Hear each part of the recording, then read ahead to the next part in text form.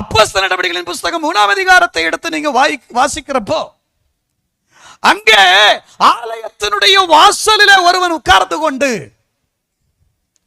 எனக்கு ஏதாவது கிடைக்கும். அருமையான தேவனுடைய பிள்ளைகளே, அவனை குறித்து வேதம் சொல்லுகிறது, அவன் பிச்சை கேட்டுக் கொண்டிருந்தான். ஏதாவது கிடைக்கும் ஆண்டவர்கிட்ட வந்தா அவனுக்கு பேர் என்னவா? நான் சொல்லலீங்க, அது நீங்க தான் சொன்னீங்க. என்னன்னு சொன்னீங்க?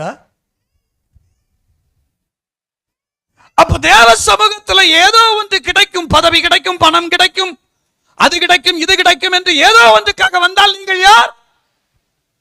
என் ஆண்டவரையே நான் அடைய வேண்டும் என்று வருகிறவன் தான் பக்தன், அவன் தான் விசுவாசி, அவன் தான் சீஷன், அவன் தான் கிறிஸ்தவன். அல்லேலூயா. நீங்க யாராக இருக்க விரும்புறீங்க? எதுக்கு